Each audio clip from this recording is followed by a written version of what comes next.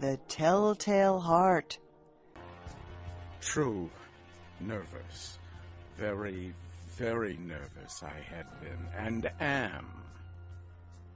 But why will you say that I am mad? The disease had sharpened my senses, not destroyed them. Above all, it was the sense of hearing. I heard all things in the heaven and in the earth. I heard many things in the underworld. How then am I mad? Observe how healthily, how calmly I can tell you the whole story. It is impossible to say how first the idea entered my brain. I loved the old man. He had never wronged me. He had never given me insult. For his gold I had no desire. I think it was his eye. Yes, it was this. He had the eye of a bird, a vulture, a pale blue eye with a film over it. Whenever it fell on me, my blood ran cold, and so, very slowly, I made up my mind to take the life of the old man and free myself of the eye forever. Now this is the point. You think that I am mad. Madmen know nothing. But you should have seen me. You should have seen how wisely and carefully I went to work. I was never kinder to the old man than during the whole week before I killed him. And every night, late at night, I turned the lock of his door and opened it, oh, so gently. And then, when I had made an opening big enough for my head, I put in a dark lantern, all closed, that no light shone out. And then I stuck in my head.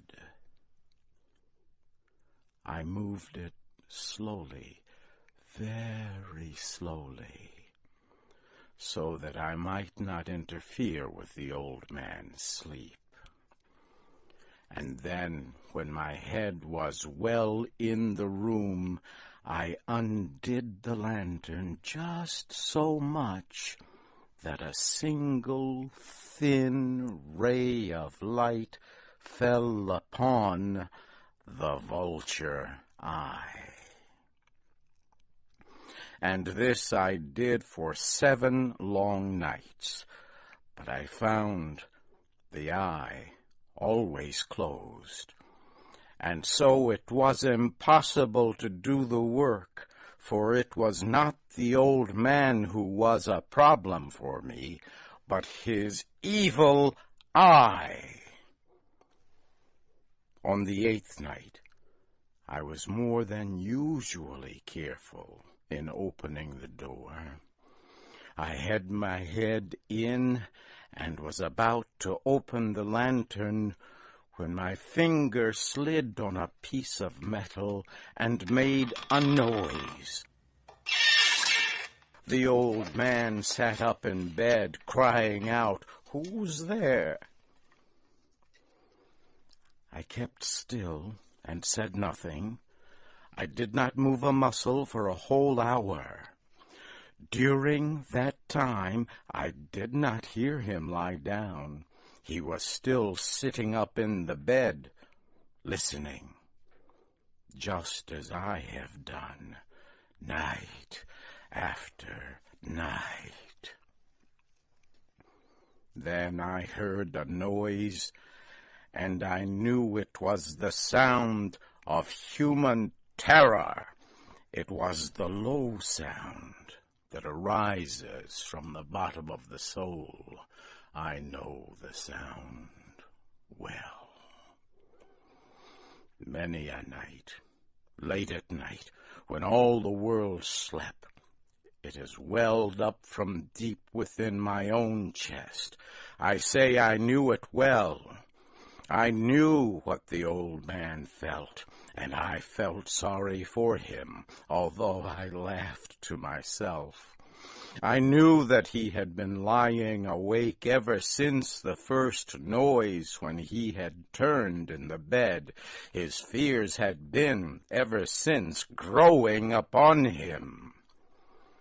When I had waited a long time without hearing him lie down, I decided to open a very, very little crack in the lantern.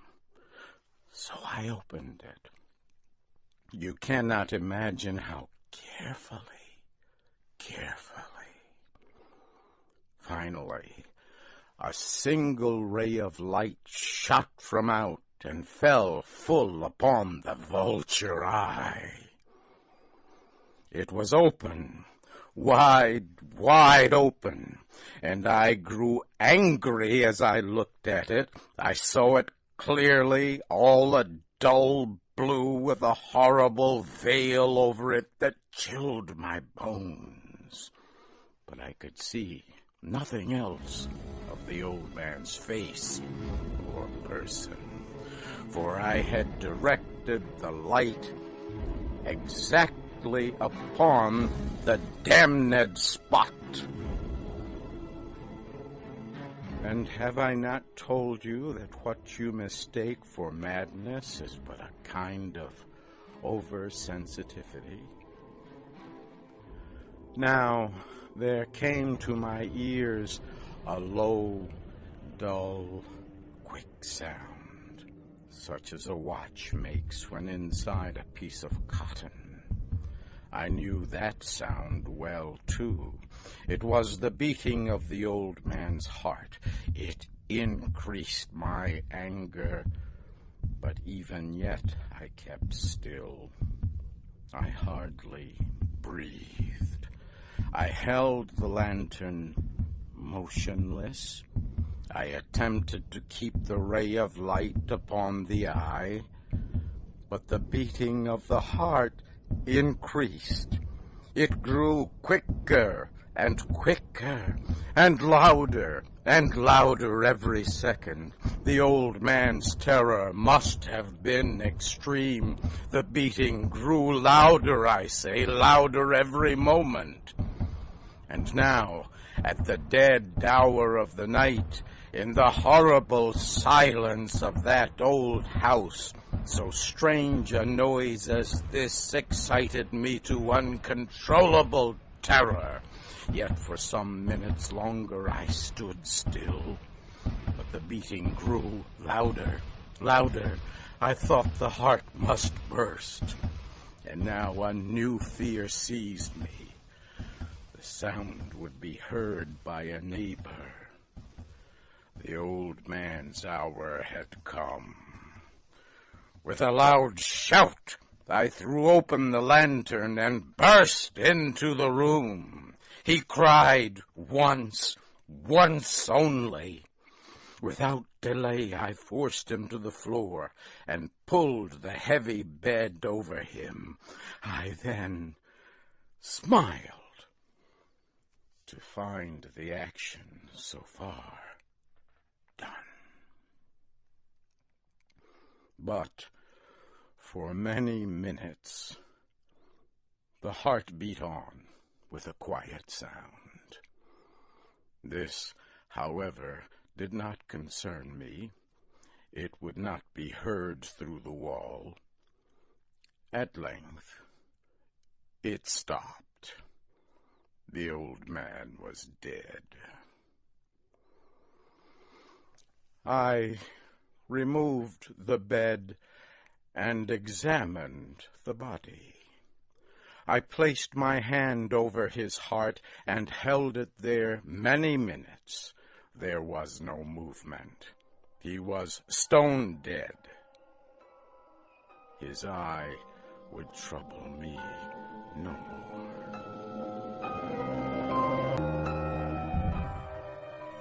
If still you think me mad, you will think so no longer when I describe the wise steps I took for hiding the body. I worked quickly, but in silence. First of all, I took apart the body. I cut off the head and the arms and the legs. I then took up 3 pieces of wood from the flooring and placed his body parts under the room. I then replaced the wooden boards so well that no human eye, not even his, could have seen anything wrong. There was nothing to wash out, no mark of any kind, no blood whatever. I had been too smart for that. A tub had caught all. When I had made an end of these labors, it was 4 o'clock in the morning. As a clock sounded the hour, there came a noise at the street door. I went down to open it with a light heart, for what had I now to fear? There entered 3 men, who said they were officers of the police. A cry had been heard by a neighbor during the night. Suspicion of a crime had been aroused. Information had been given at the police office, and the officers had been sent to search the building. I smiled, for what had I to fear? The cry, I said, was my own in a dream.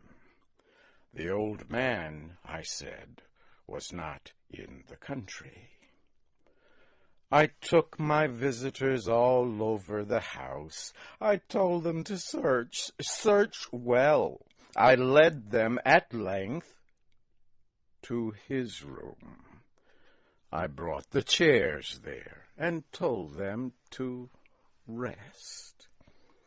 I placed my own seat upon the very place under which lay the body of the victim.